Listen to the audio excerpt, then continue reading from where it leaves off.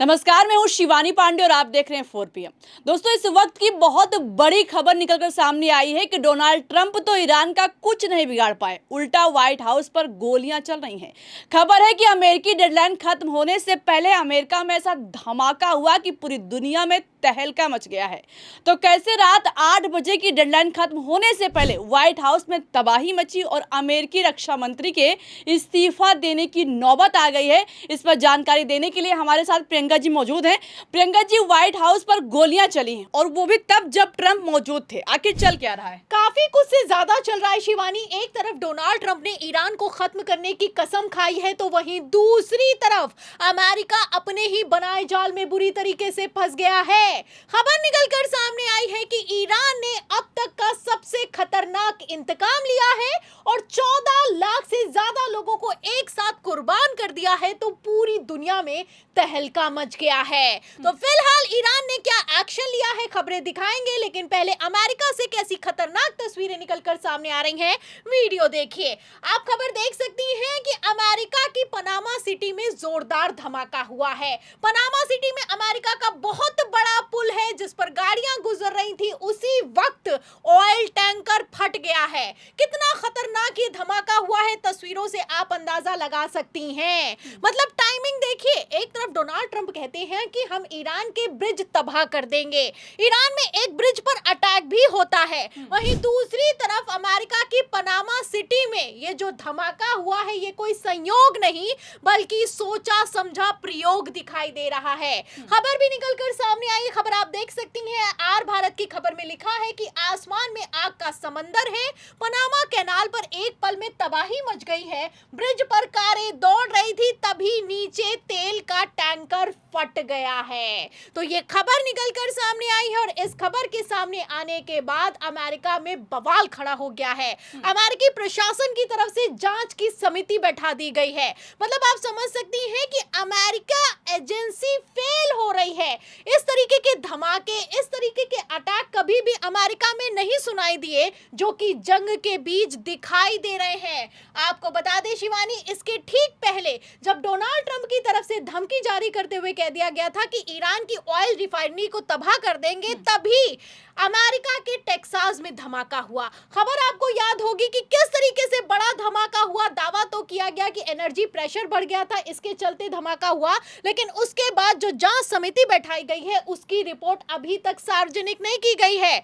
आपको बता दें शिवानी, ये जो टेक्सास में धमाका हुआ था ये इतना जोरदार धमाका था 24 मार्च का कि इसके बाद हाई अलर्ट अमेरिका में जारी कर दिया गया है, व्हाइट हाउस में अलर्ट जारी कर दिया गया है, और तो और जो डोनाल्ड ट्रंप के मंत्री हैं उनके आसपास सुरक्षा व्यवस्था भी बढ़ा दी गई है। तो आप समझ सकती हैं कि अगर प्रेशर के चलते या फिर कि किसी चूक के चलते ये धमाके हो रहे होते तो इस तरीके से अमेरिका में सुरक्षा व्यवस्था को कभी भी चाक चौबंद नहीं किया जाता।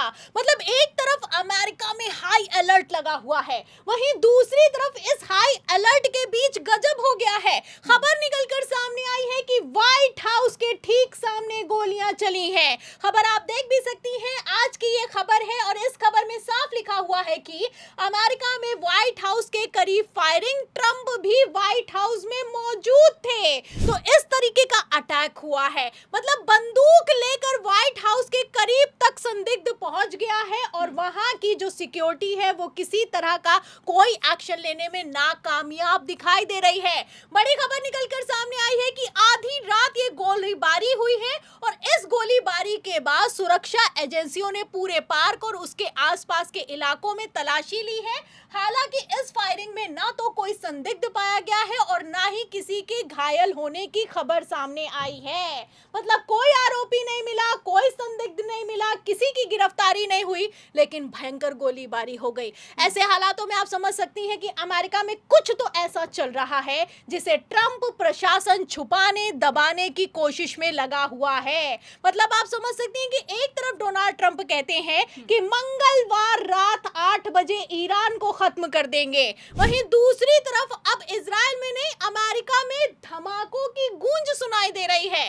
और वैसे भी पहले ही खबर निकलकर सामने आई है कि किस तरीके से विदेश मंत्री और रक्षा मंत्री के आवास के ऊपर संदिग्ध ड्रोन पाए गए हैं। मतलब ये तो हाल हो चुका है कि अमेरिका का रक्षा मंत्री खुद अपनी रक्षा नहीं कर पा रहा है। ये वही रक्षा मंत्री है जिसकी लापरवाही जब निकलकर सामने आई तो पीट हेग्सेथ की तरफ से यूएस आर्मी चीफ का इस्तीफा ले लिया गया, कई अफसर्स को सस्पेंड कर दिया गया। और क्यों सस्पेंड किया गया इसका जवाब तक पीट हेग्सेथ नहीं दे पा रहे हैं। फिलहाल एक तरफ जहां रक्षा मंत्री की कुर्सी फंस गई है, वहीं दूसरी तरफ डोनाल्ड ट्रंप की सत्ता भी हिलती हुई नजर आ रही है। वहीं दूसरी तरफ अमेरिकी संसद में अमेरिकी कांग्रेसमैन करबजल ने रक्षा मंत्री पीट हेग्सेथ का डायरेक्ट इस्तीफा मांग लिया है। Forward answer, yes or no? We all support and defend the Constitution of the United States. You know what? Proud of I'm not going to waste Trump. my time anymore. You're not worthy of my attention or my questions. You're an embarrassment to this country. You're unfit to lead. And there's been bipartisan members of Congress that have called for your resignation. You should just get the hell out and let somebody competently lead this department. तो ये हाल हो चुका है रक्षा मंत्री का। आप देख सकती हैं कि अमेरिकी कांग्रेसमैन ने डायरेक्ट फटकार लगाई है और क्लियर कट कह दिया है कि you are an embarrassment, you are unfit to lead, get the hell out. मतलब इस्तीफा दे देना चाहिए, तुम्हारे बस का कुछ नहीं है। अमेरिका को जबरन ईरान और इजराइल की जंग में फंसा कर रख दिया है। तो फिलहाल रक्षा मंत्री की हालत खराब है। कहा तो अमेरिका ईरान में रेजिमे चेंज करने चला था, लेकिन अब तो खुद की सत्ता हिलती हुई नजर आ रही है। वैसे भी डोनाल्ड ट्रंप के खिलाफ अमेरिकी संसद में अमेरिकी संविधान का 25वां संशोधन का प्रस्ताव आगे बढ़ा दिया गया है। ऐसे हालातों में डोनाल्ड ट्रंप ने अगर इस्तीफा नहीं दिया तो बहुमत मिलने पर उनको कुर्सी से हटाया जा सकता है। मतलब आप समझ सकती हैं कि अमेरिका में अब खुली बगावत हो गई है। एक तरफ अमेरिका में डोनाल्ड ट्रंप कमजोर पड़ते हुए नजर आ रहे हैं, वहीं दूसरी तरफ ईरान मजबूती के साथ खड़ा है। ईरान पर पीछे नहीं हटने वाला है और ईरान के राष्ट्रपति की तरफ से तो डायरेक्ट कह दिया गया है कि more than 14 million brave Iranian have so far declared their readiness to sacrifice their lives to defend Iran. मतलब 14 लाख से ज्यादा लोग अपनी जान को सैक्रिफाइस करने के लिए तैयार खड़े हैं। एनर्जी फैसिलिटीज के आसपास ह्यूमन चेन बना ली गई है। अगर अटैक हुआ और जान गई तो आप समझ सकती हैं कि लाखों की तादाद में जाने जाने वाली हैं। ऐसे में आप समझ सकती हैं कि अमेरिकी सैनिक जहां अपनी जान बचाने के लिए भाग रहे हैं, वहीं दूसरी तरफ ईरान मरने मारने के लिए तैयार है। फिलहाल ट्रंप ने तो कह दिया है कि मंगलवार रात 8 बजे और भारतीय समय के मुताबिक बुधवार सुबह 5:30 बजे ईरान खत्म होगा। अब ईरान खत्म होगा या फिर कि अमेरिकी धमाकों के बाद अमेरिका में ट्रंप प्रशासन खत्म होने वाला है, ये देखना होगा।